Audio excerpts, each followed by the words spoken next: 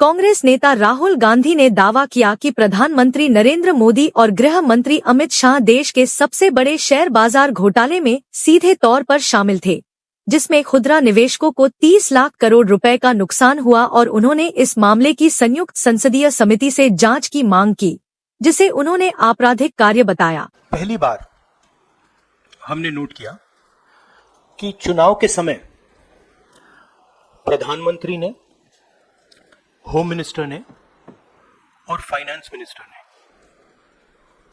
Stock market पर टिप्पणी दी। प्रधानमंत्री ने 2-3 बार 4 बार देश को कहा कि स्टॉक मार्केट तेजी से आगे बढ़ने जा रही है। होम मिनिस्टर ने सीधा कहा कि 4 जून को स्टॉक मार्केट आसमान में जाएगी, लोगों को खरीदना चाहिए। राहुल ने एक संवाददाता सम्मेलन में भाजपा के खिलाफ नया मोर्चा खोलते हुए हाल ही में संपन्न लोकसभा चुनाव प्रचार के दौरान शेयर बाजार पर मोदी, शाह और वित्त मंत्री निर्मला सीतारमण के बयानों का हवाला दिया और दावा किया कि इससे बड़े पैमाने पर खरीदारी हुई, लेकिन वास्तविक चुनाव परिणाम घोषित होने के बाद बाजार में गिरावट आई। उन्होंने कहा कि फर्जी एग्जिट पोल के बाद शेयर बाजार में तेजी आई और फिर 4 जून को लोकसभा चुनाव के वोटों की गिनती के दिन बाजार में भारी गिरावट आई। उन्होंने दावा किया कि जो लोग घोटाले के बारे में जानते थे, उन्होंने पैसा कमाया और लोगों को पता होना चाहिए कि इससे किसे फायदा हुआ। उन्होंने दावा किया, मैं कह रहा हूं कि इस घोटाले को बहुत ऊंचे पद पर बैठे लोगों ने अंजाम दिया है। राहुल ने कहा कि मोदी ने चुनाव प्रचार के दौरान देश से 3-4 बार कहा कि शेयर बाजार आसमान छूने वाला है, जबकि अमित शाह ने लोगों से 4 जून से पहले शेयरों में निवेश करने को कहा। वहीं मीडिया ने फर्जी एग्जिट पोल जारी किए। भाजपा के आंतरिक सर्वेक्षण में उन्हें 220 सीटें दिखाई गईं। भाजपा नेताओं को यह जानकारी थी। खुफिया एजेंसियों ने कहा था कि उन्हें 200 से लेकर 220 सीटें मिलेंगी। 3 जून को शेयर बाजार ने सारे रिकॉर्ड तोड़ दिए और 4 जून को शेयर बाजार धराशायी हो गया। अब प्रश्न यह उठता है कि प्रधानमंत्री मोदी और गृह मंत्री ने लोगों को निवेश की सलाह क्यों दी।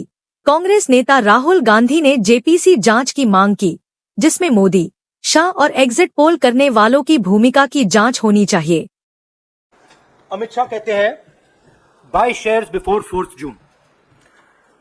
19 में नरेंद्र मोदी जी कहते हैं stock market will break records on June 4। फिर 28 मई को रिपीट करते हैं। 1 जून मीडिया झूठे एग्जिट पोल रिलीज करती है। बीजेपी का ऑफिशियल जो इंटरनल सर्वे था वो उनको 220 सीट दे रहा था, तो ये इंफॉर्मेशन बीजेपी के लीडर्स के पास था। इंटेलिजेंस एजेंसीज ने 200 और 220 के बीच में सरकार को बताया था कि उनकी सीट्स आ रही हैं। 3 जून को स्टॉक मार्केट सारे रिकॉर्ड तोड़ देता है और 4 जून को खटाक से स्टॉक मार्केट अंडरग्राउंड चला जाता है। 31 मई मैसिव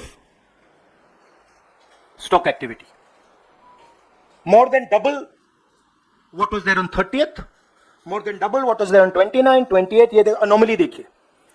ये कौन लोग हैं? ये वो लोग हैं जो जानते हैं कि कोई ना कोई घपला हो रहा है।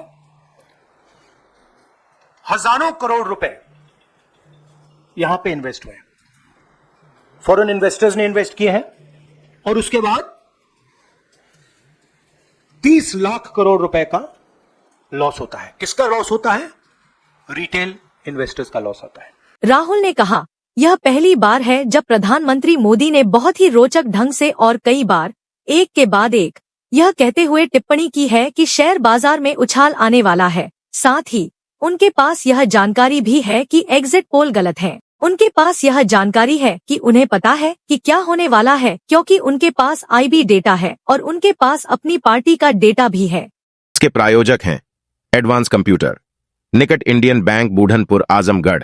यदि आप अपनी बच्चे को कंप्यूटर की उत्तम शिक्षा देना चाहते हैं तो तुरंत संपर्क करें।